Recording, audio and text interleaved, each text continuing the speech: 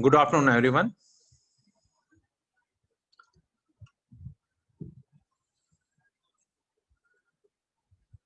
Today we are starting our first chapter in chemistry, that is solid state.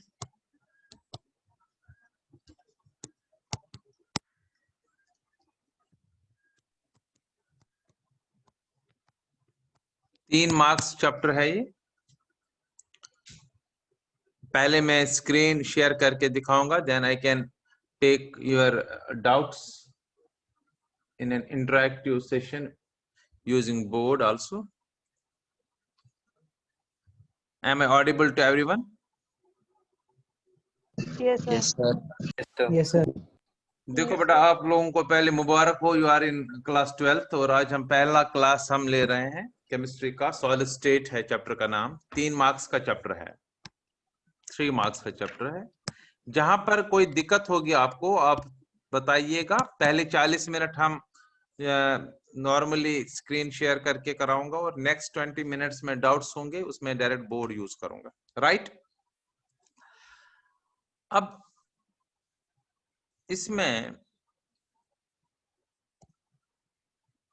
Solid state में सबसे पहला जो question है, that is simply what are solids.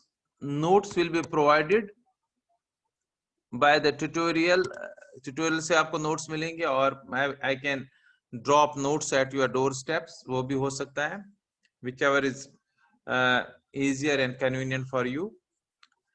So सबसे पहला question है, what is a solid?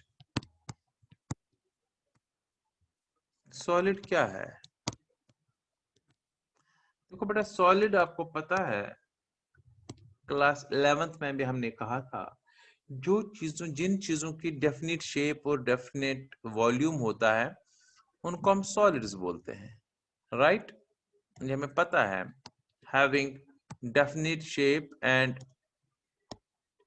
Definite shape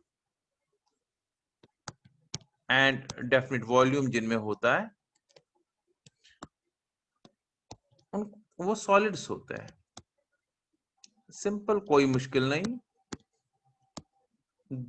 Those substances which have definite shape and definite volume are known as solids. और solids की एक खास स्पेशल जो है, दैट इज कि सॉलिड्स जो है इनमें जो पार्टिकल्स है, कॉन्स्टिट्यूएंट पार्टिकल जो सॉलिड्स के होते हैं, दे आर क्लोजली पैक्ड। क्योंकि हम सॉलिड स्टेट चैप्टर कर रहे हैं, हमें पूरा ध्यान होना चाहिए कि सॉलिड्स होते क्या है।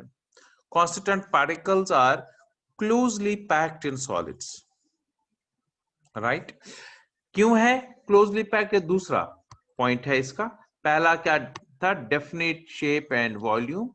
दूसरा, क्लोजली पैक्ड होते हैं कॉन्स्टिट्यूएंट पार्टिकल्स बिकॉज इनमें जो बाइंडिंग फोर्स है, जो बाइंडिंग फोर्स है इनमें स्ट्रॉन्गेस्ट होता है। Binding force is strongest. Binding force is strongest in solids. So 3 चीजें मैंने भी बता दिया। First, they have definite shape and volume, क्योंकि सॉलिड को चेंज शेप नहीं होती है, वॉल्यूम नहीं होती है, क्योंकि इनमें जो कॉन्स्टिट्यूएंट पार्टिकल्स है दे आर क्लोजली पैक्ड। इनमें जो बाइंडिंग फोर्स है, वो फोर्स क्या है वो हम आगे देखेंगे। जो बाइंडिंग फोर्स है वो क्लोजली पैक्ड है, सॉरी बाइंडिंग फोर्स स्ट्रॉन्ग है, स्ट्रॉन्गेस्ट ऑफ ऑल है। इससे थोड़ा वीक होता है लिक्विड्स में, सबसे वीकेस्ट होता है गैसेस में। ये हम 11th क्लास में कर भी चुके हैं। राइट? अब इसके बाद जो है,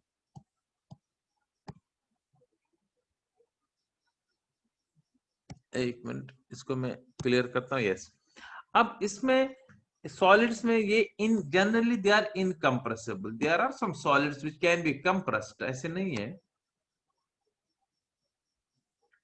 solids are generally incompressible which cannot be compressed. Right? जो क्योंकि सॉलिड्स के पार्टिकल्स क्लोजली पैक्ड होते हैं, ऑब्वियसली दे आर इनकम्प्रेसिबल। अब आप देखेंगे इसमें कोई ऐसे सॉलिड्स होते हैं जिनको हम कंप्रेस कर सकते, जैसे कॉटन, लेकिन उसमें स्पेस होती है, उनके जो कॉटन के पार्टिकल्स हैं उनमें बहुत स्पेस होती है। चारकोल, उनमें बीच में पोर्स होते हैं। They are exceptional cases, otherwise solids are incompressible in nature. और सॉलिड्स की जो एग्जांपल हम दे देंगे, वुड इज सॉलिड है, ठीक है ना, ऑल मेटल्स है, स्टोन है, यस मेटल्स, स्टोन एटसेट्रा। सो पहला क्वेश्चन हमने बता दिया। जो चैप्टर हमने करना है उस चैप्टर के बारे में हमें पता चलना चाहिए, सॉलिड्स होते क्या है, सॉलिड स्टेट है क्या। सॉलिड्स ऐसे सबस्टांसेस होते हैं which have definite shape and definite volume. Constituent particles are closely packed. Binding force is strongest in solids, right? They are generally incompressible. ये पहला क्वेश्चन था। Now question number second, इसका second question again very simple, that is types of solids. Solids जो होते हैं हमारे पास, इसके क्या क्या टाइप्स होते हैं, what are the types of solids, right.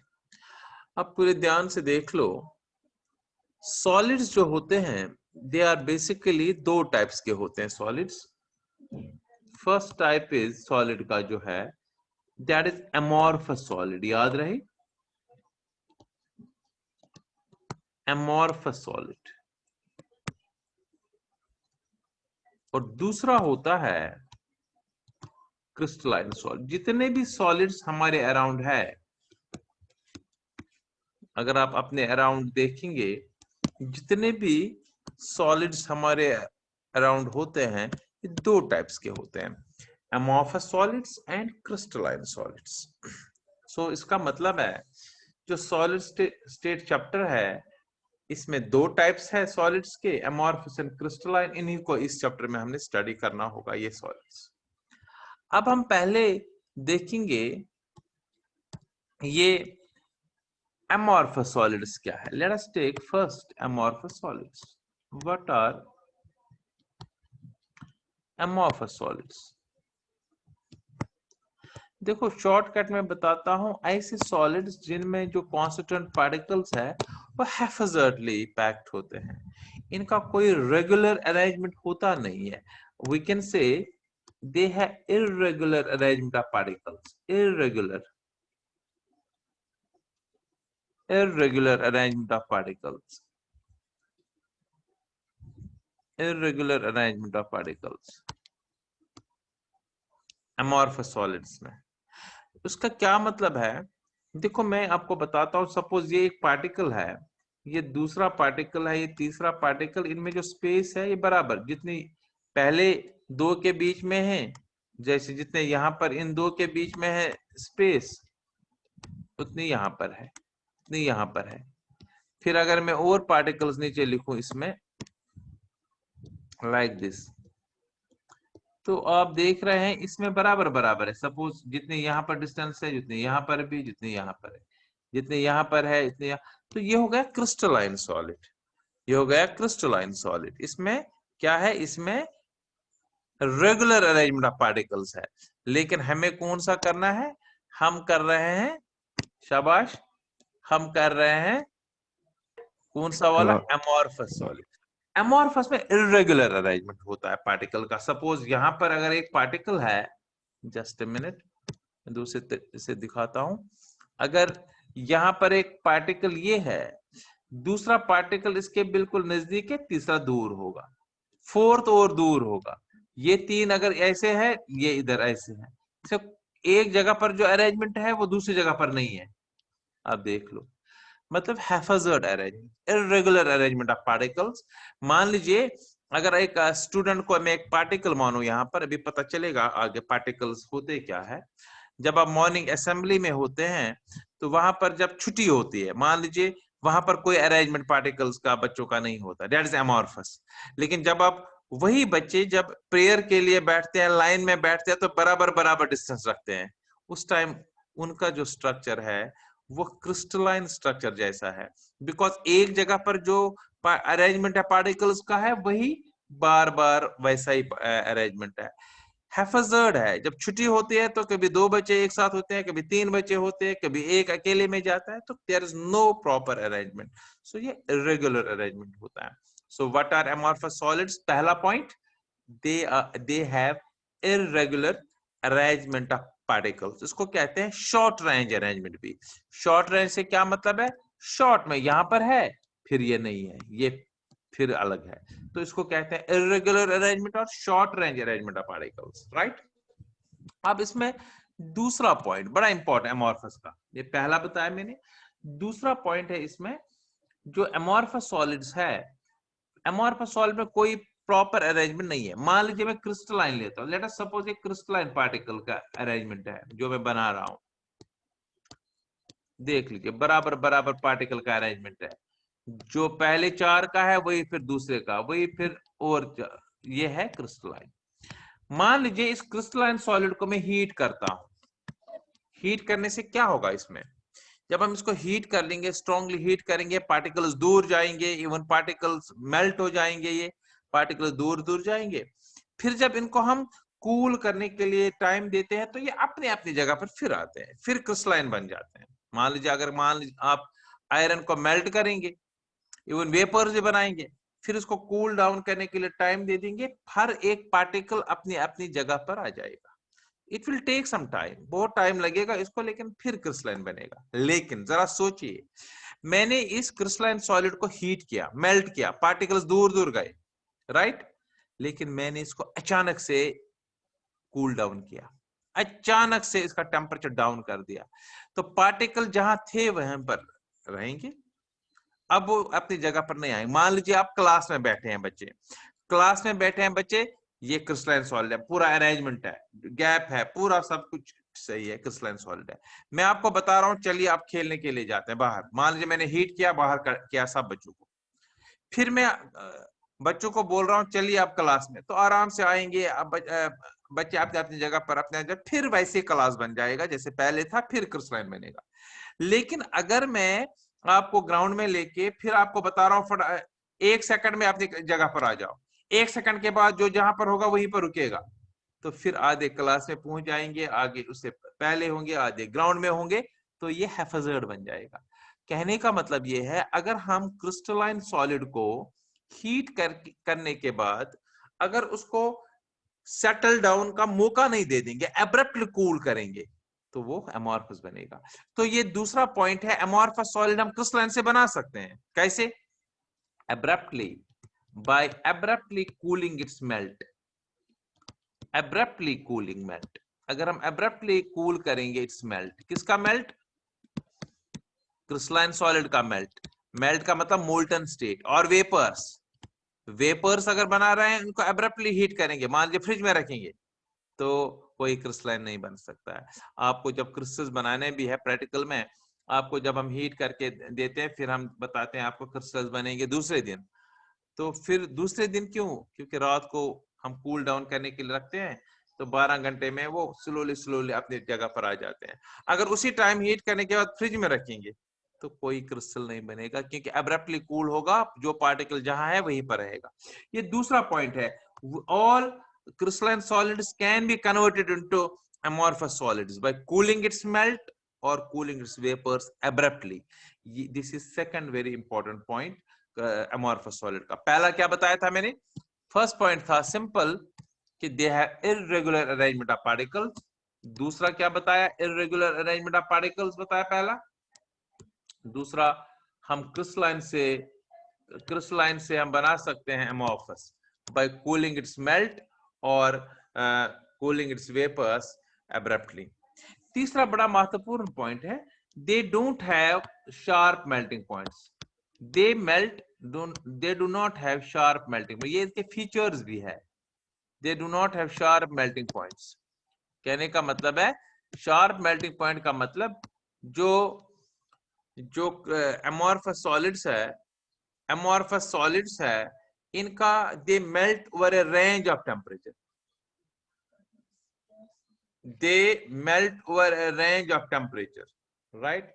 इसका मतलब ये है कि देखो बेटा, ये पार्टिकल्स है बिल्कुल नजदीक, ये पार्टिकल्स है दूर। यहां पर इनको अलग एनर्जी लगेगी मेल्ट करने में, यहां पर इनको कम एनर्जी लगेगी मेल्ट, क्योंकि ये ऑलरेडी दूर है। सो इसलिए अगर एक अमोर्फस सॉलिड को हम मेल्ट करने की कोशिश करेंगे, किसी जगह पर 300 केल्विन पर पार्टिकल्स दूर हो जाएंगे, किसी जगह पर 310 पर दूर हो जाएंगे, राइट। सो मेल्टिंग पॉइंट क्या होगा इनका, बिल्कुल अलग अलग होगा इनका melting point, right? They melt over a range of temperature because they do not have regular arrangement of particles, because particles का जो arrangement है that is different at different positions, right? ये तीसरा point हो गया। They do not have sharp melting point, they melt over a range of temperature, right? इसके बाद next point बता रहा हूं, next बता रहा हूं, right? अब इसका नेक्स्ट पॉइंट है कि एक नेक्स्ट पॉइंट है, they are isotropic in nature, they are isotropic in nature, they are isotropic in nature. So isotropic in nature का मतलब क्या होता है, ये बड़ा इंपॉर्टेंट पॉइंट है, ये आपको सीखना है, ये एंट्रेंस में भी आता है, क्योंकि उल्टा बच्चे सोचते हैं। देखो बेटा, मैं आपको एक एग्जांपल देता हूं। मान लीजिए एक एमोर्फस, एमोर्फस का मतलब एक हुजूम है बच्चों का, बच्चे या एक जलसा हो रहा है, लोग बहुत सारे आ रहे हैं किसी का लेक्चर सुनने के लिए, वहां पर कोई डेफिनेट अरेंजमेंट पार्टिकल्स का नहीं है, एक इंडिविजुअल को यहाँ एक पार्टिकल मानते हैं।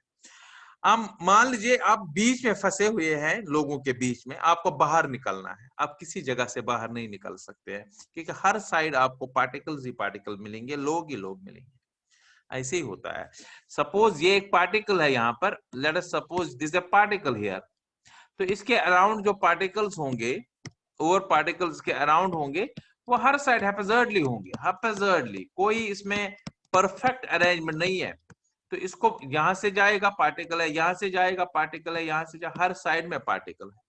देखो बेटा, क्रिस्टलाइन में मैंने कहा आपको, अगर मान लीजिए ये एक पार्टिकल है क्रिस्टलाइन का, ये दूसरा पार्टिकल है क्रिस्टलाइन का, ये एक और पार्टिकल है, ये एक और पार्टिकल है, फिर यहाँ पर पार्टिकल है, यहाँ पर पार्टिकल है, ये क्रिस्टलाइन का बिल्कुल गैप बराबर है क्रिस्टलाइन का।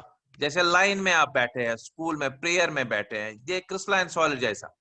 अब देखो बेटा, यहाँ पर मैं यहाँ पर बैठा हूँ, लेट अस सपोज मैं यहाँ पर हूँ, यहाँ से तो मैं बाहर निकल सकता हूँ ना, कुछ भी नहीं मिलेगा मुझे, यहाँ से भी मैं बाहर निकल सकता हूँ, लेकिन अगर मैं यहाँ से बाहर जाने की कोशिश करूंगा तो बाहर पार्टिकल आएगा, यहाँ से जाऊंगा तो पार्टिकल आएगा, यहाँ से जाऊंगा तो पार्टिकल आएगा, यहाँ से जाऊंगा तो पार्टिकल आएगा, यहाँ से जाऊंगा तो जा सकता हूँ, यहाँ से जाऊंगा तो जा सकता हूँ। इसका मतलब क्रिस्टलाइन में किसी जगह से तो अलग प्रॉपर्टी है, दूसरे साइड में अलग प्रॉपर्टी है, देख लीजिए, क्योंकि गैप मिलेगी तो पूरी गैप होगी, तो उस साइड आप निकल सकते हो बाहर, अलग प्रॉपर्टी होगी, जहां से पार्टिकल है वहां से फिर पार्टिकल ही होगा। एमोर्फस में क्या होगा, हर साइड पार्टिकल है, कोई अरेंजमेंट ही नहीं है।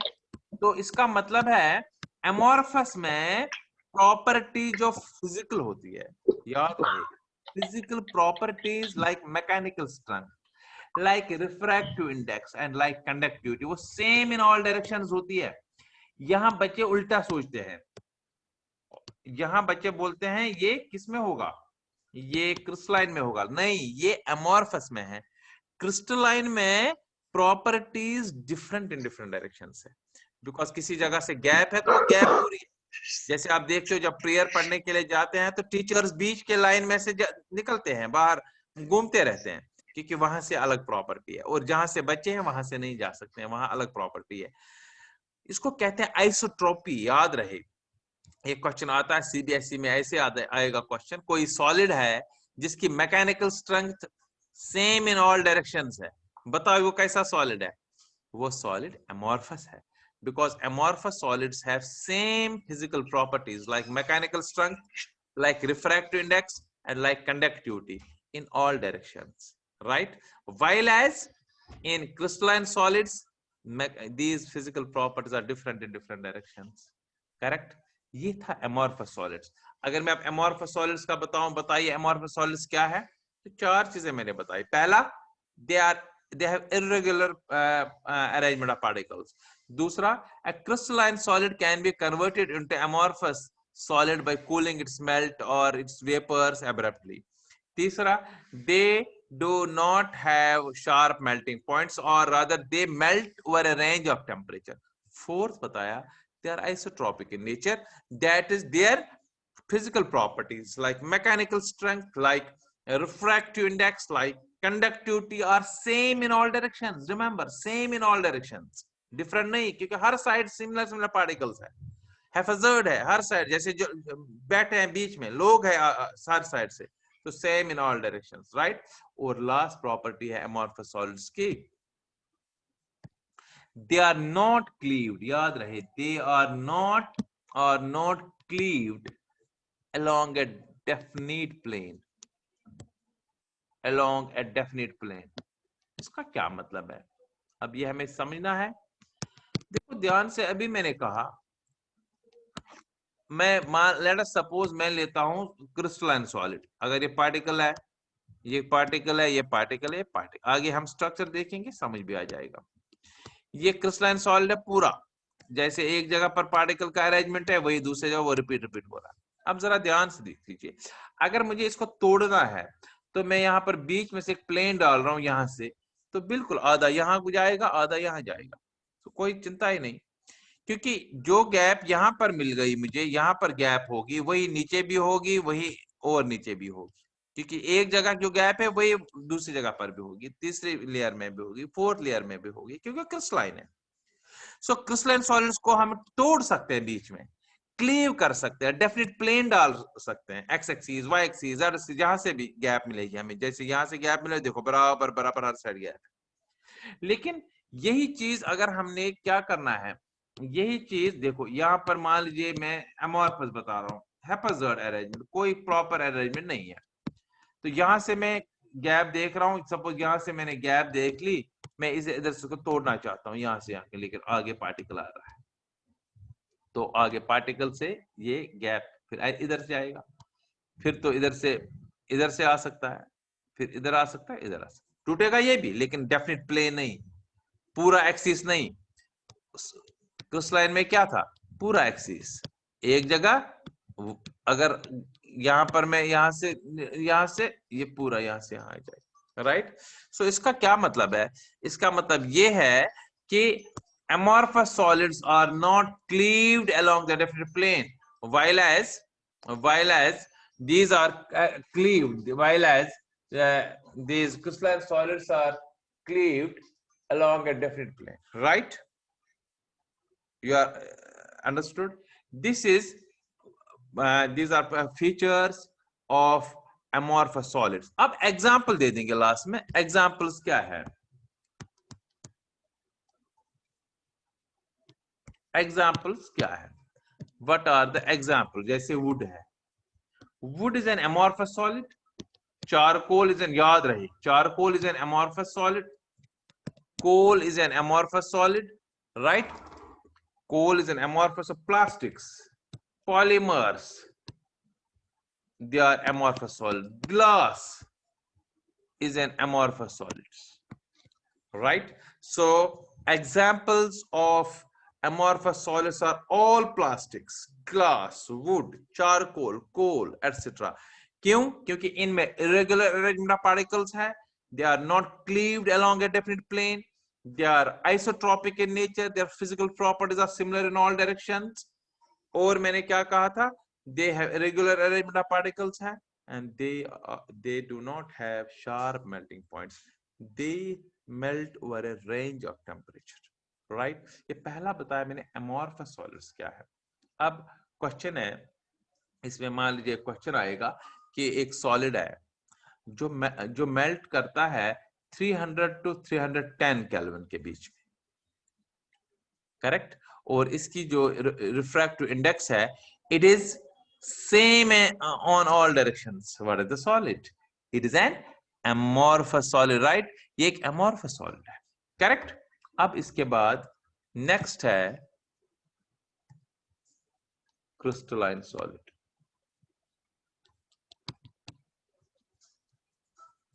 अब आप खुद बताओगे क्रिस्टलाइन सॉलिड्स क्या है, इसी का उल्टा बताएंगे क्रिस्टलाइन सॉलिड में।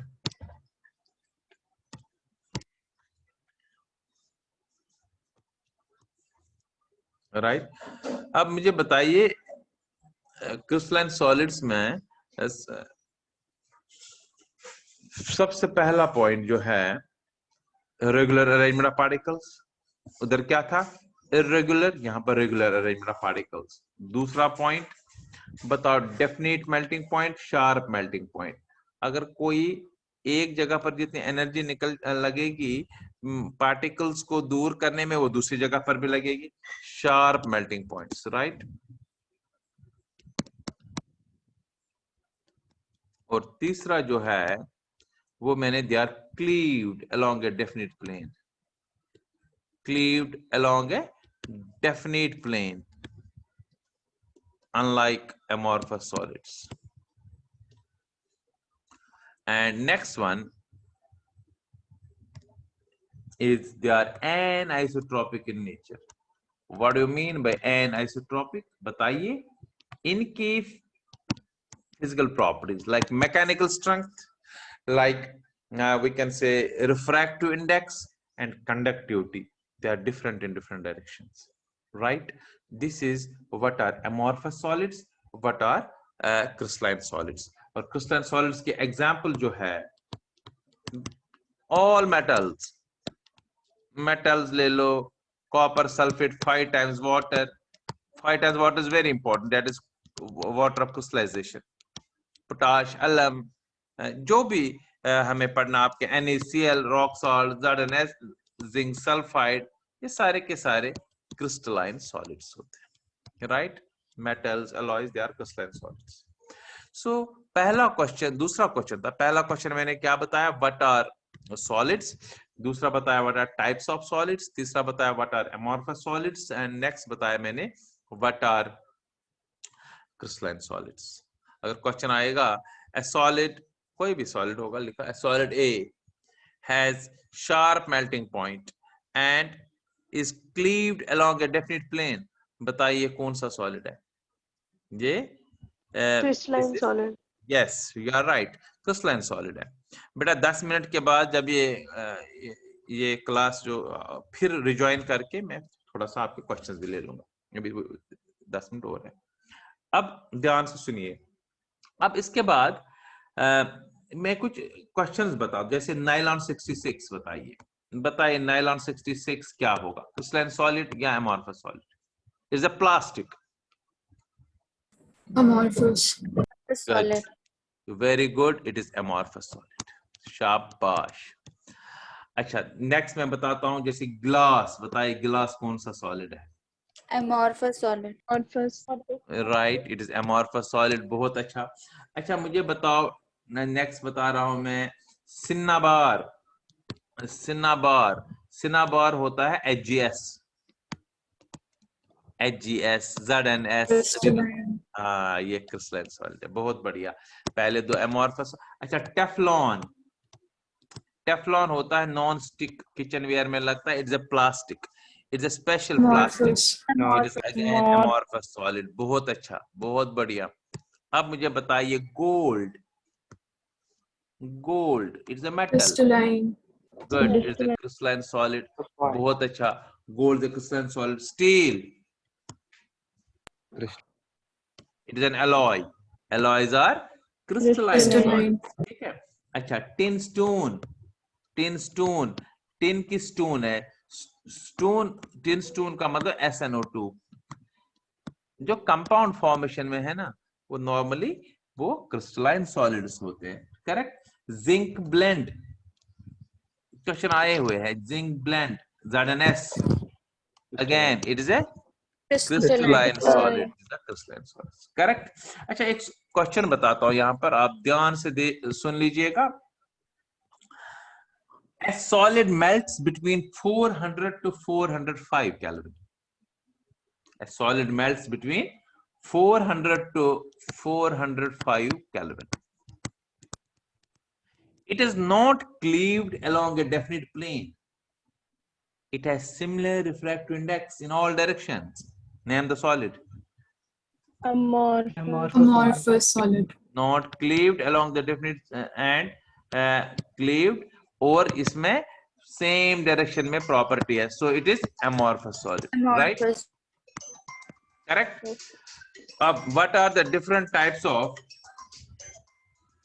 next question, next एक मिनट,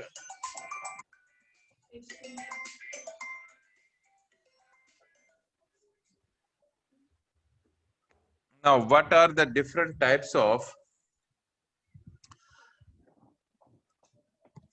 देखो बेटा अब क्वेश्चन है डिफरेंट टाइप्स, अब नेक्स्ट क्वेश्चन हम करेंगे types of crystalline solids, very important आज का last question, what are the types of crystalline solids, यहीं पर याद होना चाहिए, फिर आपको जब नोट दे देंगे, अभी मैं पीडीएफ भी भेज दूंगा आज, एक दो दिन में नोट्स भी मिलने चाहिए आपको, फिर आप पता चलेगा, पूरा रिवाइज करेंगे। Types of crystalline solids, now crystalline solids, देखो बेटा यहाँ पर एक बहुत इंपॉर्टेंट चीज है, क्योंकि एमॉर्फस सॉलिड का कोई स्ट्रक्चर होता नहीं है, एमॉर्फस सॉलिड्स का हैफाजर्ड अरेंजमेंट है, इर्रेगुलर अरेंजमेंट है, इसलिए कोई आगे स्ट्रक्चर नहीं आएगा आपको एमॉर्फस सॉलिड का दिखा दो, वो नहीं आएगा आपको। सो इसलिए आज के बाद इस चैप्टर में हमने एमॉर्फस सॉलिड्स बिल्कुल नहीं करने हैं, जो भी करना हमने वो क्या होगा, क्रिस्टलाइन सॉलिड होगा। So we have to do now only crystalline solids, तो इसलिए क्रिस्टलाइन सॉलिड्स हमने पढ़ने, इसके टाइप्स क्या है, देखो बेटा इसके पहला टाइप जो क्रिस्टलाइन सॉलिड का है दैट इज आयनिक सॉलिड, याद रहे आयनिक सॉलिड। अब आयनिक सॉलिड होता क्या है, राइट अब आयनिक सॉलिड होता है ऐसा सॉलिड जिसमें कॉन्स्टिट्यूएंट पार्टिकल्स आयन्स होते हैं, मतलब छोटे छोटे पार्टिकल्स, जिन पार्टिकल्स से ये सॉलिड बना है वो आयन्स है। जैसे मैं एग्जांपल देता हूं, इसे समझ आएगा, सपोज Na+ एक पार्टिकल है, एक आयन है, और इसके साथ Cl- दूसरा पार्टिकल है, Na+ और Cl-, ऐसे constituent particles are ions here,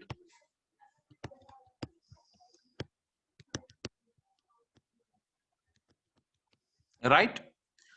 ये होते हैं आयनिक सॉलिड्स। तो व्हाट आर आयनिक सॉलिड्स, इनमें कॉन्स्टिट्यूएंट पार्टिकल्स क्या है, शाबाश, ions, oppositely charged ions, cation and anions, cation positive हो गया, एनायन नेगेटिव होगा, और इनके बीच में जो बाइंडिंग फोर्स है उसको हम कहते हैं, कोई बता सकता है आयन्स के बीच में जो बाइंडिंग फोर्स का नाम, electrostatic force of attraction, electrostatic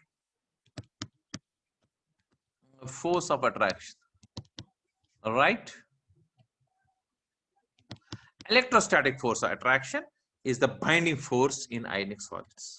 High melting and boiling points होते हैं, आपको पता है आयनिक सॉलिड जो होते स्ट्रॉन्ग होते हैं क्योंकि बाइंडिंग फोर्स स्ट्रॉन्ग है, they are poor conductors of electricity, ये कंडक्ट करते हैं इलेक्ट्रिसिटी, लेकिन जब ये आयन्स फ्री होते हैं, फ्री कब होते हैं आयन्स, मेल्ट करते हैं मोल्टन स्टेट में, यस, और इन एक्वस सॉल्यूशन, और पानी में भी डालेंगे तो ये अलग अलग हो जाते हैं ions, then these ions can conduct electricity, उसको कहते हैं इलेक्ट्रोलाइटिक कंडक्शन, और जब मेल्ट करेंगे तब भी आयन्स दूर हो जाते हैं। ये पहला टाइप ऑफ सॉलिड है आयनिक सॉलिड। बताइए आयनिक सॉलिड्स में constituent particles are oppositely charged ions.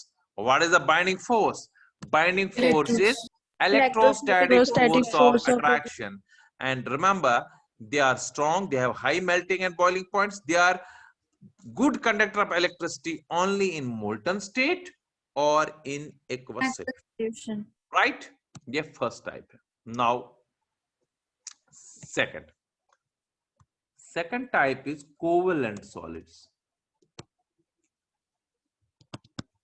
देखो बड़ा कोवलेंट सॉलिड जो है, इसमें जो कॉन्स्टिट्यूएंट पार्टिकल्स होते हैं वो एटम्स होते हैं, atoms are the constituent particles, छोटे छोटे एटम्स, एटम्स के बीच में कोवलेंट बॉन्ड होता है, ये एक एटम है, इसके बीच में दूसरे एटम के साथ कोवलेंट बॉन्ड, जैसे ग्रेफाइट है, जैसे डायमंड है, जैसे सिलिकॉन कार्बाइड है, इनके बीच में, या सिलिकॉन है, इनके बीच में कोवलेंट बॉन्ड ऐसे होता है। सो दो चीजें बताई मैंने कोवलेंट सॉलिड्स में, एक कॉन्स्टिट्यूएंट पार्टिकल्स आर एटम्स, और दूसरा इनके बीच में जो फोर्स है वो क्या है, that is covalent bond. In fact, that is why they are known as covalent solids. Covalent bond. उनमें आयनिक बॉन्ड था तो आयनिक सॉलिड्स, और इलेक्ट्रोस्टैटिक फोर्स अट्रैक्शन को आयनिक बॉन्ड भी बोलते हैं. यहाँ कोवलेंट बॉन्ड है, therefore they are known as covalent solids. और याद रहे covalent solids 3D network solids होते हैं. 3 डायमेंशनल नेटवर्क सॉलिड्स मतलब हर साइड से, अगर इसका बॉन्ड आपने डायमंड में देखा होगा, अगर मैं डायमंड का बताऊं, इसको यहां से है बॉन्ड, इसको यहां से है, इसको फिर यहां से और 4 के साथ, इसको यहां पर, फिर इसको यहां से, इसको फिर 4 के साथ, इसको यहां से है, इसको यहां से. सो हर साइड से क्या है, इसमें नेटवर्क बन जाता है हर साइड में. सो इसको कहते हैं 3 डायमेंशनल नेटवर्क सॉलिड्स. और याद रहे जो भी 3D नेटवर्क सॉलिड्स होते हैं इनका हायर मेल्टिंग पॉइंट होता है. याद रहे इवन उनका मेल्टिंग पॉइंट किन से ज्यादा होगा, आयनिक सॉलिड से भी ज्यादा होगा, बिकॉज 3D नेटवर्क सॉलिड्स है. तभी तो डायमंड का, ग्रेफाइट का हाई मेल्टिंग पॉइंट है. अगर मेटल्स को भी मेल्ट करना होता है तो हम ग्रेफाइट के क्रूसिबल्स बनाते हैं, छोटे छोटे बर्तन बनाते हैं ग्रेफाइट, उनमें मेल्ट किया जाता है, because graphite is a 3 dimensional network solid. Diamond is a 3 dimensional network solid. They are high melting and boiling points, right. ये दूसरा हो गया. तीसरा होता है मॉलिक्यूलर सॉलिड्स, जिनमें कॉन्स्टिट्यूएंट पार्टिकल्स मॉलिक्यूल्स होते हैं. मॉलिक्यूलर सॉलिड्स, कॉन्स्टिट्यूएंट पार्टिकल्स और मॉलिक्यूल्स, छोटे छोटे मॉलिक्यूल. मॉलिक्यूल होता है विच इज फॉर्म्ड ऑफ 2 और मोर एटम्स. जैसे आयोडीन सॉलिड है. आयोडीन में अगर हम देखें I2 मॉलिक्यूल, ये I2 है, यहां से फिर I2 मॉलिक्यूल, ये तो कांस्टेंट पार्टिकल्स I2. और इनके बीच में जो फोर्स होता है वीक होता है, उसको वन डर वाल्स फोर्स बोलते हैं. या मैं एक और एग्जांपल, इवन आइस में आपने 11th में देखा होगा, एक वाटर और दूसरे वाटर मॉलिक्यूल के बीच में ही तो फोर्स होता है, हाइड्रोजन बॉन्डिंग. तो इसका मतलब ये भी वन डर वाल्स फोर्स का ही टाइप होता है. सो इसका मतलब ये है वीक फोर्सेस इनमें होते हैं.